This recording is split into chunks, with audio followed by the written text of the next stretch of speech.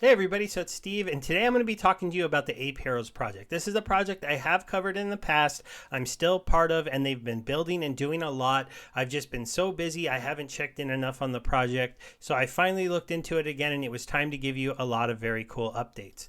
So we'll start here on the Ape Heroes page. The page here still looks very similar to how it did in the past, but there's a whole lot of stuff they've been building under the hood. Just a quick recap for anyone that doesn't know what the Ape Heroes project is. This was a PFP project that started a long time ago on Binance Smart Chain. They minted 10,000 Ape Heroes at a 0.33 BNB price. They had an automatic refund to you of a percentage of those sales based on when you minted yours. They did mint those 10,000 over the course of about 3 days. They then introduced their Minta Serum for the same price to be able to burn a hero into a villain. That's how villains are created, so you will still only have a maximum of 10,000 NFTs in the ecosystem when it comes to heroes and villains, but you will not have a full amount of villains until all the heroes have been burned. Currently, they still have serums left. If we go to the mint page really quickly, you'll see that they only minted a little over half of their serums, and even with a little more than half of them minted, or a little more than half of them minted, there is not quite that many that have been created. Because there isn't that many villains that have been created yet, they do earn a lot more in their staking contract, and we'll talk about that as we get into their staking. In fact, let's go there now. Let's cover this first. Okay, so they did create the POW token on the Binance Smart Chain. You can earn this token by staking your heroes. When you claim the token, you get part of the token unlocked and part of it into a locked amount. This is because they have a very aggressive release schedule for the token, and they don't want to let it flood the marketplace. So even though I've earned 300,000 tokens, when I do decide to hit this claim button, and I might do a live demonstration of this when I do, I'm going to get a good amount of it locked, and I'm going to get a good amount of it, a smaller amount of it given to my wallet. This is because, and this is a relatively smart way to do this, to protect their token and try to keep its value up. Now, currently, they have not introduced the liquidity pool yet for this token. The team is working on a DAO structure, and the DAO will decide when to start that liquidity pool and what price to price the token at in the beginning. For now, they've been building a lot of different things and working with a lot of different projects to make sure that this token has utility in the ecosystem. It will be a token that is connected to the metaverse play of the heroes and villains, which is obviously leading us towards some kind of game where the heroes will battle the villains. Unfortunately, the villains are really outnumbered right now, but hopefully as this project, starts to do more, gets out there a little bit, maybe some of you will take a look at it and decide you want to get into it.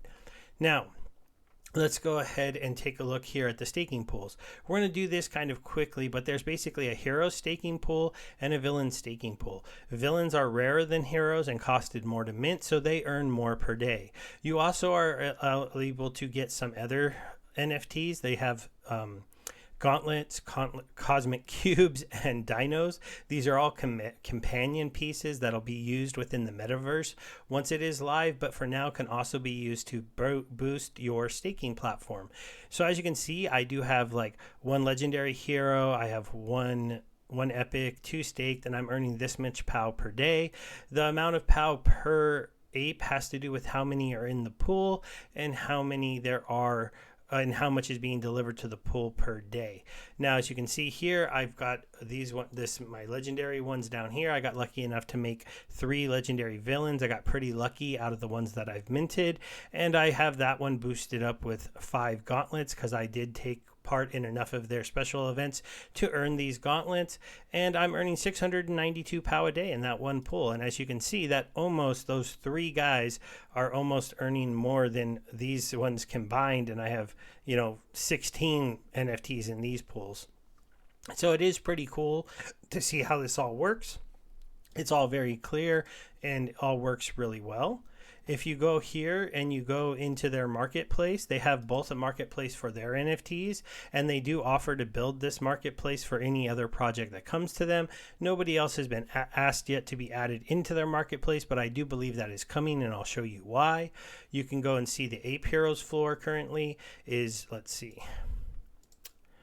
low to high. We have 1 ape at the 0.15 BNB price, and after that we're in the 0.2s. There is quite a few in the 0.2s. Cheapest epics appear to be at the 0.25 price range. Let's see, what's the cheapest legendary at this point? Do we have any legendaries for sale?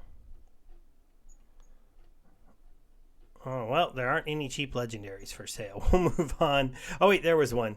Here's a legendary for half a BNB. So that just gives you kind of an idea of the current floor of the project if you want to look to get into it. We can go ahead and click right here. We can go over to villains. We can take a look at the price on these. The current, I got to go low to high. Current floor on these are also 0.15. These are actually a decent price for these common villains because somebody spent a serum to go ahead and get these cards turned into villains. And if we go look at the serum floor, those are 0.32 BNB. So that's somebody who's maybe a little disappointed with the speed, but the team has been doing quite a lot. Gauntlets were basically earned by minting certain amount of NFTs at certain times, taking advantage of certain promos, and are currently being sold for about 0.1 BNB. They will be part of the metaverse, but for now they are mainly used for boosting your staking contracts. Let's go ahead and talk a little bit about the Collab Exchange. So the Collab Exchange is the basic place right now that there's a use case for the POW token. Now, obviously, as the metaverse gets built out that they have planned, as the game hopefully gets made, the POW token will be used in that and be very integral into that. Whatever they decide to do with that, the DAO will have some kind of guidance that they're going to be working on, but they're doing these collaboration exchanges and they're just starting to work with some Binance Smart Chain projects. So as you can see, these are actually an auction, so you can actually try to get this Tippy Trunk 406. Current bid is 2,500 POW tokens. Now I've only got about 2,500 POW tokens because I haven't done a claim, so this is at a bit higher than I would be able to go at this point. But you can buy raffle tickets here for only 25 tokens. You can buy another raffle token here. They're giving away a Hobos on BSC home NFT. Now obviously if you want to get into these raffles, you would have to actually look into these projects and see if you're even interested in owning these NFTs. Off the top of my head, I don't know. And if you go here, these are the active ones. You can go ahead and click here and see what they finalized. So they had a big one for this for this free mint loot on for a BSC project that had to do with I forget what this one's called, but they were also doing for OG spots here. So the P2E questing game on BSC, hunt for treasure and earn booty game. So they did a good little combo with this one. This one was very popular. As you can see, all 5 purchased, all 100 purchased. Also the Deegan flip free mint. So they had all the 100 of these was purchased. So that's pretty cool. This is a interesting kind of like it said, Deegan Flip. It's like a gambling site basically, but you could purchase here a free flip so that you could try it for free to double your money at one time. So it was kind of an interesting idea. Obviously, at least 100 people were willing to take that bet. You have a couple other raffles and then OG spots. These ones go pretty quick. This one went so quick that they got them to give them 5 more, but those went really quick too. There was also a auction for one of their cosmic cubes that ended up being bought. So sometimes they're selling their own projects. Sometimes they're comboing with other projects, including projects that have launched over on the Sol chain.